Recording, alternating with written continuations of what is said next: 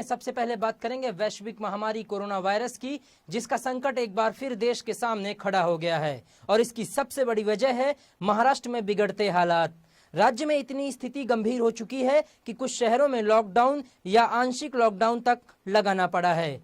इसके बावजूद भी लोग लापरवाही से बाज नहीं आ रहे।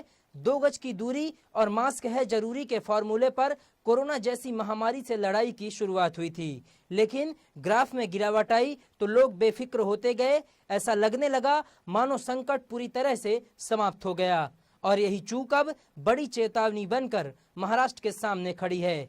यहाँ कोरोना की तेज रफ्तार चिंता बढ़ा रही है। महाराष्ट्र में बीते कई दिनों से लगातार 15,000 से अधिक नए केस सामने आ रहे हैं। राज्य में 12 मार्च को 15,817 नए केस दर्ज किए गए थे, जबकि 13 मार्च को 15,602 नए मामले सामने आए थे। वहीं 14 मार्च को यह आंकड़ा 16,620 तक पहुंच गया। हालांकि कल यानी सोमवार को फिर थोड़ी गिरावट दर्ज की गई और आंकड़ा 15,051 पर रहा। आपको बता दें कि संक्रमण का ये ग्राफ उन 4 दिनों का है जो सबसे ज्यादा रहे हैं। ये उसी महाराष्ट्र की तस्वीर है जहां 11 फरवरी को 24 घंटों में महज 652 केस मिले थे, लेकिन अब 15,000 से ज्यादा मामले सामने आ रहे हैं। राज्य में हालात को बिगाड़ने में सबसे ज्यादा योगदान रहा आए दिन हो रही लापरवाही की। लोगों की लापरवाही ने हालात बिगाड़ने में कोई कसर नहीं छोड़ी है।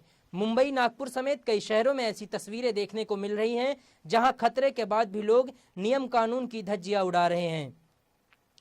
बढ़ते कोरोना के खतरे को देखते हुए नागपुर में 21 मार्च तक के लिए टोटल लॉकडाउन लगा दिया गया है। वहीं पुणे में 31 मार्च तक रात 11 बजे से सुबह 6 बजे तक नाइट कर्फ्यू की घोषणा की गई है। इसके अलावा सभी स्कूल कॉलेज 31 मार्च तक के लिए बंद कर दिए गए हैं। औरंगाबाद में भी 4 अप्रैल तक रात 9 बजे से सुबह 6 बजे तक लॉकडाउन है। इसके अलावा ठाणे में 16 हॉटस्पॉट इलाकों में भी 31 मार्च तक के लिए लॉकडाउन लगाया गया है।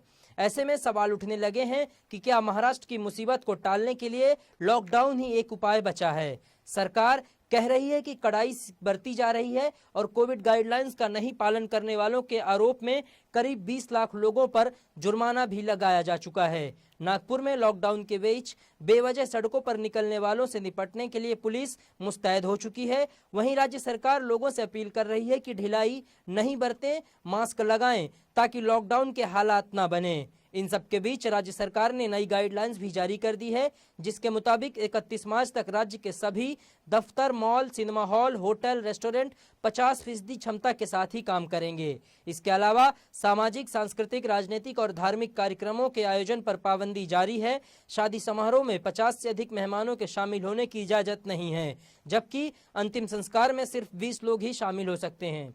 साथ ही कोरोना पीड़ितों के हाथ पर स्टैंप लगाने का फैसला भी राज्य सरकार ने लिया है। सभी सिनेमा हॉल, होटल, रेस्टोरेंट और पब 50% क्षमता के साथ खुलेंगे और मास्क के बिना प्रवेश की अनुमति नहीं होगी। तापमान मापने वाले उपकरणों का उपयोग यह सुनिश्चित करने के लिए किया जाए ताकि कोई बुखार के साथ अंदर ना आ पाए, ऐसा कहना है राज्य सरकार का। दफ्तरों के लिए दिए गए आदेश में कहा गया है कि जगह जगह पर्याप्त सैनिटाइजर रखे जाने चाहिए। संस्थान द्वारा लोगों को सामाजिक दूरी बनाए रखने और मास्क पहनने के लिए जानकारी के लिए पर्याप्त संख्या में लोगों को लगाना होगा। वहीं स्वास्थ्य और अन्य आवश्यक सेवाओं को छोड़कर सभी कार्यालय 50% क्षमता में ही काम करेंगे। साथ ही घर से काम करने की भी सलाह दी गई है। नियमों का उल्लंघन करने वाले ऑफिस को तब तक के लिए बंद कर दिया जाएगा जब तक केंद्र सरकार कोविड-19 महामारी से आपदा का टैग न हटा ले। इस तरीके से धार्मिक स्थलों को भी सामाजिक दूरी का पालन करने का निर्देश दिया गया है। साथ ही यह भी कहा गया है कि धार्मिक संस्थानों के ट्रस्टों को एक संख्या तय करनी होगी ताकि उस समय के दौरान उतने ही लोग सभी नियमों का पालन करते हुए वहां आ सके और मास्क के बिना प्रवेश नहीं दिए जाने के निर्देश दिए गए हैं। सरकार ने कहा है कि धार्मिक ट्रस्ट दर्शन के लिए ऑनलाइन आरक्षण शुरू कर सकते हैं।